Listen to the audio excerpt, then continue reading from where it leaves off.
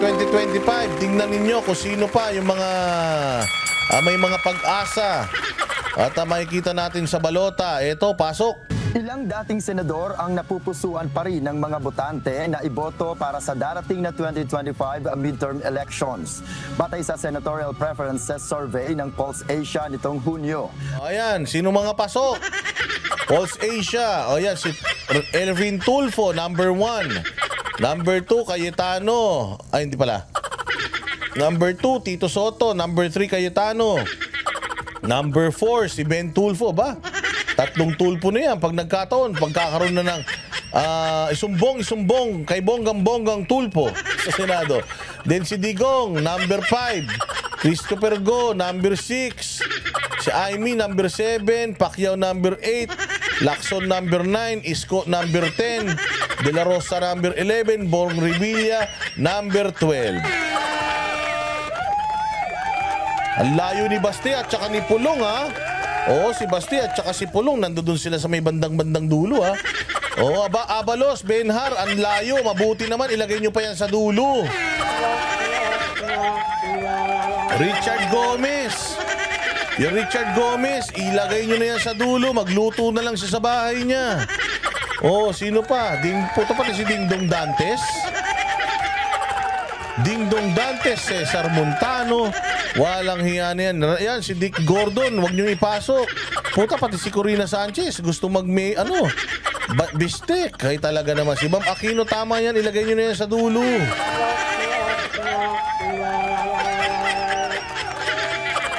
Oh, Drilon, wala na yan. Pero medyo malayo pa sila Duterte, ha. Pero hindi pa naman kasi nagdi-declare ang mga to. Subukan mag-declare ng mga yan. Pucha, magpupunta yan sa ibabaw. Sa top 12 ng mga napipisil na iboto bilang senador, sina dating Senate President Tito Soto at former Senators Manny Pacquiao at Ping Lacson. Nananatili namang leading sa survey si CIS Party List Representative Erwin Tulfo, habang pasok naman sa top 5 sina Senator Pia Cayetano, broadcaster na si Ben Tulfo, dating Pangulong Rodrigo Duterte at Senator Bongo. Pasok din sa top 12 sina Senator Aimee Marcos, former Manila Mayor Isko Moreno at sina Senator Bato de la Rosa at Bong Revilla. Tinagawa ang survey mula June 17 hanggang 24. Ayun, so maging familiar na kayo, ha, doon sa mga senatorial balls, kung sino-sino yung mga yan, pag-aralan nyo maigi. Yung mga tatakbo, kahit na mga dati ng mga naging senador yan, tingnan ninyo kung anong mga nagawa nila. It doesn't matter kung saan silang mga partido magsisitakbo, kung sa Uniteam, kung sa Dilawan, o kung saan. Basta tingnan ninyo. O basta Dilawan, ilaglag nyo na lahat.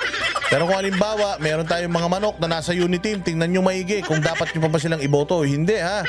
O pero marami din ng mga manok dito sa gabine, sa kampo nila PRD na hindi ibig sabihin na in-endorso ni PRD, dapat nyo nang iboto, ha. Wala pong yun, walang pilitan yun. Kapag sa tingin ninyo, hindi karapat-dapat itong tao na ito, wag ninyong iboboto, ha. Gamitin po natin yung sarili nating mga talino para sa pagpili ng ating mga susunod na mga leader sa bayan natin.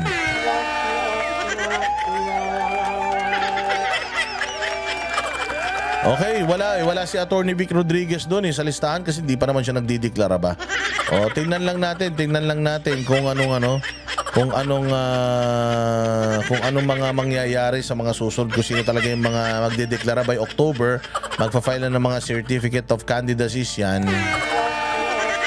Okay, so make sure na magdasal kayo maigi, magdasal tayo sa Panginoon para bigyan tayo ng wisdom at tulungan niya tayo na maglagay ng mga totoong mga politiko na talagang tutulong sa ating mga kababayan, na talagang tutulong sa ating bayan at sa ating mga pangangailangan. Yun ang mailagay natin, at syempre kailangan natin ng tulong ng langit diyan. Okay. Ano pa ba? Naku po, ha. Sige, mamaya na natin mamaya na natin i-discuss yan. Hapon na, alas 4 na.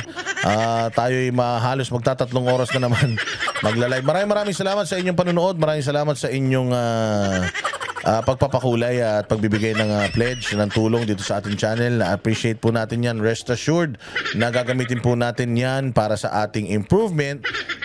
The reason why we are independent at wala pong nagdidikta sa atin, it's because tayo ay ayan, dahil sa inyong mga tulong. Hindi tayo nababayaran ng mga politiko dahil kumikita naman tayo using yung inyong mga tulong, pledges dito sa channel natin. Kaya habang buhay nating tatanawin na utang na loob sa inyo, maraming salamat sa inyong kusang loob na pagtulong sa channel na ito. 10 ng mga kapatid ko sa Banateros, si Coach Oli, Banat Bay, Jay Guevara, si Master Judea, si Spencer Lacalle, si Jojo de Guzman at si Buster TV. At syempre si Brothers Travelers na din. Maraming salamat sa inyong panonood. Maraming salamat sa inyong pagpatnubay. Mabuhay kayo.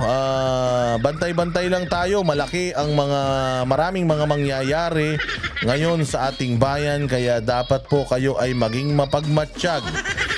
Kaliwat kanan na po ang mga atake sa mga vloggers na katulad natin. Sa mga, kasi kita nyo naman si Banat Bay, napakaraming demanda. Syempre kaliwat kanan na rin ang pagtatrabaho sa mga Duterte. Kaya tayo ay magsilbing mga gwardya, magsilbing mga ilaw para hindi tayo mayari ng mga ito like a thief in the night.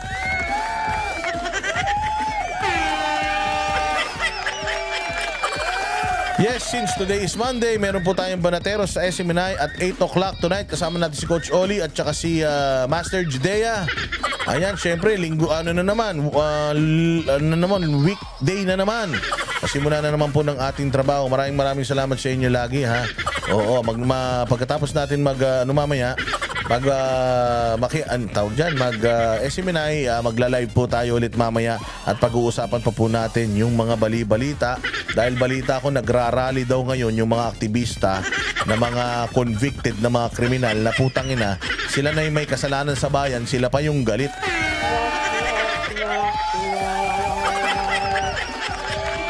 Sabi ni Andrew Nino, Boss Dada, thanks for your hard work. Yes, hard work pays off. Oo. Hard work pays off. Kaya work lang tayo. Syempre, bandang huli makakamit din natin at atin din makukuha ang tagumpay.